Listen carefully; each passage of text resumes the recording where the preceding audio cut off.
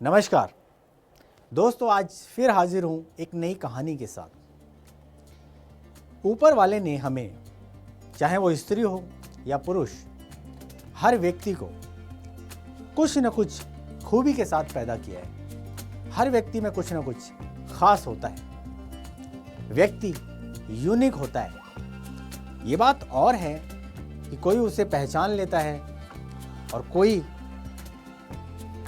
लेकिन हर व्यक्ति के अंदर कुछ न कुछ खास होता है। तो कहानी के माध्यम से हम समझेंगे।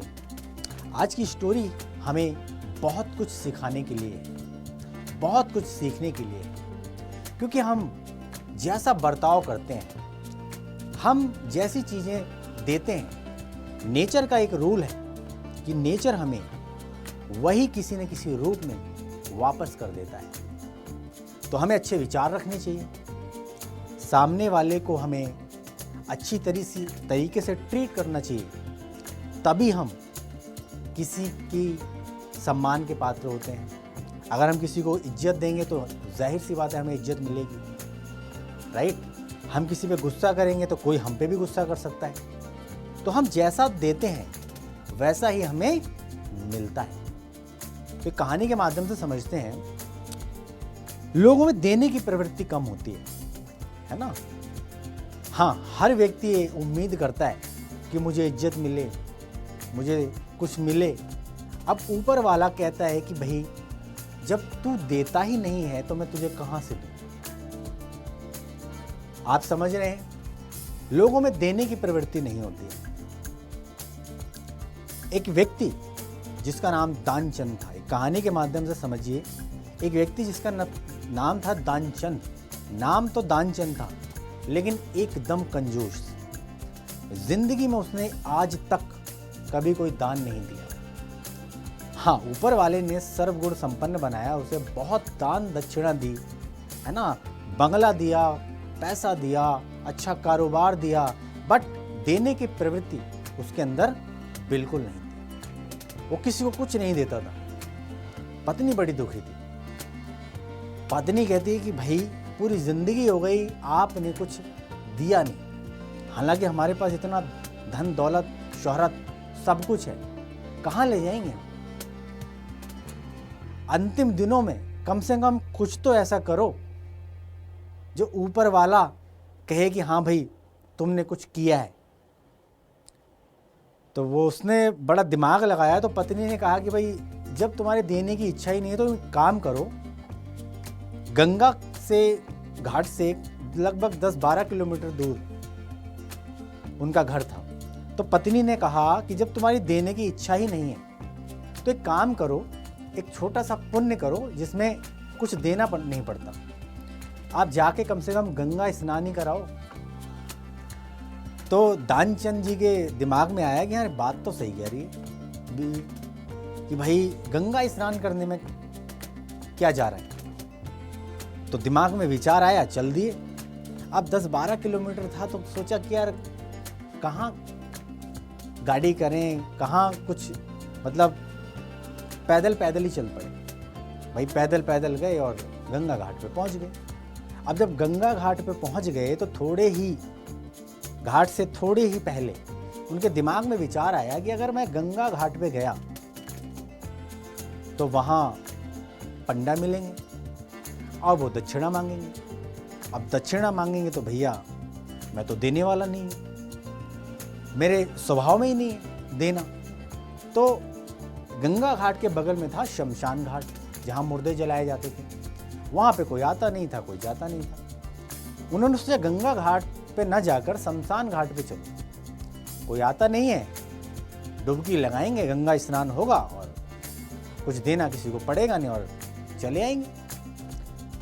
भैया शमशान घाट में गए, कपड़े वपड़े उतारे, डुबकी लगाने जा रहे थे। तो भगवान ने सोचा कि यार मैंने इस सृष्टि की रचना की है, इस व्यक्ति से मैं हार गया। यार कुछ देता ही नहीं है, सब कुछ इसके पास, इसके अंदर स्वभाव में ही नहीं है देना। तो भगवान को भी लगा कि यार चलो यार आज इसी से मगजमारी कर ले। तो दानचंद जी ने कपड़े उतारे और गंगा में डुबकी लगाई, और जैसे ही बाहर आए तो भगवान पंडा के रूप में प्रकट हो गए उसके सामने। हाँ भाई, जजमान की जय हो। अब दानचंद बड़ा परेशान कि यार गंगा घाट गए नहीं यार, ये कौन? तो बोले भाई कौन? बोले भाई मैं पंडा, भाई कुछ दान दक्षिणा दो। अब पंडे के स्वभाव में, क्या बोलते, दानचंद के स्वभाव में ही नहीं था देना। अब बड़ा परेशान कि यार देना तो पड़ेगा। अब अंदर से इच्छा नहीं कर रही। अब वो मांग रहे हैं और दानचंद जी सकुचा रहे हैं कि भाई क्या दें क्या दें क्या दें। तो बड़ा सोच विचार में आया कि यार अभी तो हम नहीं दे सकते। तो भगवान ने बोला कि भाई कब दोगे? कि भाई एक काम करो, उधार कर लो। उधार कर लिया, ठीक है जी, डन। क्या उधार, मतलब देने का क्या विचार है? तो दानचंद ने बोला कि यार क्या दूं, देना तो है ही। एक काम कर, तो पहले जमाने में धेला चला करता था। धेला मतलब एक आना। उन्होंने कहा धेला दूंगा लेकिन उधार। भगवान ने कहा कम से कम देने की इच्छा तो हुई, कुछ तो सही दे ताकि इसका उद्धार हो जाए। उन्होंने कहा ठीक है जी। फिर रहा उधार। गंगा स्नान करके पैदल पैदल अपने घर आ गए दानचंद। थक हार के खाना वाना खा के आराम से सोने ही जा रहे थे, तब तक दरवाजे पे आहट हुई। उनकी पत्नी ने दरवाज़ा खोला तो देखा कि एक साधु वेश में एक व्यक्ति खड़े हुए हैं। उन्होंने कहा जजमान की जय हो। अंदर आवाज़ जब आई तो उन्होंने आवाज़ लगाई कि भाई कौन? कि भाई कोई साधु महात्मा आए हैं और साधु महात्मा कह रहे हैं कि दानचंद जी ने कुछ हमें देने का वचन दिया था। दानचंद ने कहा कि भाई बड़ी जल्दी आ गया, हम तो सोच रहे थे कि भाई पिंड छूटा और ये तो यार घर तक आ गया। अब उसने बहाने बनाए कि भाई जाके बोल दो कि दानचंद जी बीमार हो गए, 2-4 दिन बाद आना। अब उनकी जो पत्नी थी वो गई, उन्होंने बोल दिया कि भाई दानचंद जी बीमार हैं, अभी स्वस्थ नहीं हैं, आप 2-4 दिन बाद आना। अब भगवान बड़ा परेशान कि यार ये दे ही नहीं रहा है। उन्होंने कहा भाई देखो, हम ऐसे तो जाएंगे नहीं, अच्छा नहीं लगता है ना, जजमान हमारे बीमार हैं और हम ऐसे चले जाएंगे, तो भैया अब तो हम यहीं रहेंगे 2-4 दिन, जब तक वो ठीक ना हो जाए, और हम अपना धेला लेके और चले जाएंगे। तो भैया हमारा बिस्तर लगा दो, खाने पीने के लिए भैया दे दो, हम खुद ही बना लेंगे, खुद ही खा लेंगे, तुम्हें कोई परेशानी नहीं होगी।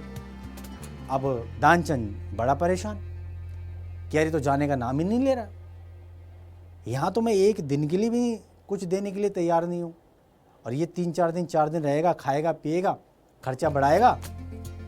अब बड़ा परेशान। उन्होंने फिर बुलाया अपनी पत्नी को। उन्होंने बोला कि यार मेरे पास एक आइडिया है भाई, मेरे अंदर एक कला है, एक खूबी है, मुझे सांस रोकने में महारत हासिल है। मैं सांस रोक के लेटा रहूंगा और बाहर जाके बोल दो महात्मा जी से कि दानचंद जी मर गए, चला जाएगा। अब जो बाहर गई वो, उन्होंने बोला कि भाई महात्मन बड़ा दुखद समाचार है, दानचंद जी तो चले गए। अब महात्मा ने सुना, भगवान ने जब सुना कि यार कैसे व्यक्ति से पाला पड़ गया, मैं तो यार हार गया इससे, ये तो देने का नाम ही नहीं ले रहा। तो उन्होंने बोला कि भाई जजमान चले गए, ऐसा अच्छा नहीं लगता, जब तक जजमान का दाह संस्कार नहीं हो जाता हम तब तक नहीं जाएंगे यहाँ से। आप स्त्री हो, कहाँ परेशान होंगी, लोगों को बताऊंगी, एक काम करते हैं, ये काम हम खुद ही कर देते हैं जाके। अब वो चल दिए। उन्होंने रोका, इतनी देर में तो भगवान बाहर, और सबको बता दिया कि भाई दानचंद जी चले गए, मृत्यु को प्राप्त हो गए। और जब सबको पता चला तो धीरे धीरे लोगों ने आना चालू कर दिया, बहुत सारे लोग इकट्ठा हो गए। अब ये सांस रोक के दानचंद जी लेटे हुए, बड़ा परेशान। उनको उठा लिया गया, बांध लिया गया और शमशान घाट की तरफ उनका दाह संस्कार करने के लिए लोग चल दिए। अब पत्नी ने जब देखा तो बड़ी परेशान। अब वो रोए चिल्लाए कि ये मरे नहीं है। अब लोग कहें कि भाई ये तो आपका मोह है, ये छूट नहीं रहा है। वो कहे नहीं, मरे नहीं है, ये जीवित है। उन्होंने कहा भाई ये आपका मोह है, चलो अब दाह संस्कार तो करना ही है।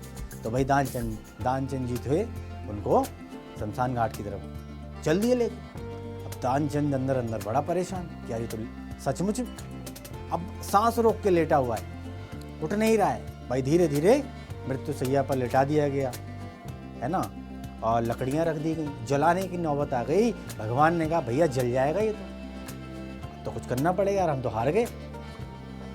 तो उन्होंने बोला कि भाई इसके कान में कुछ हम कहना चाहते हैं।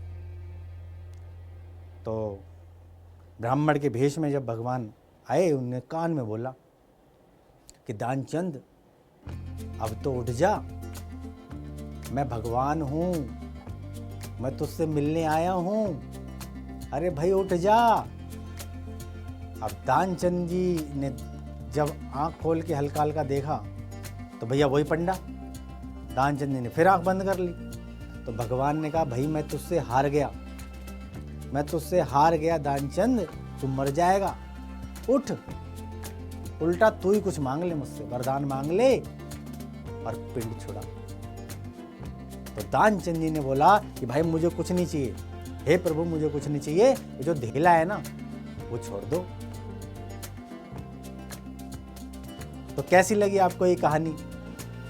तो कहने का तात्पर्य ये है कि हमें देने की प्रवृत्ति होनी चाहिए, क्योंकि हम जो देते हैं वही हमें नेचर वापस करता है। तो इस कहानी को लाइक कीजिए, शेयर कीजिए, सब्सक्राइब कीजिए और कैसी लगी ये कमेंट बॉक्स में ज़रूर बताना, ताकि हम आपके लिए नई नई कहानियाँ इसी तरह इसी रूप में पेश करते रहें। धन्यवाद, थैंक यू सो मच।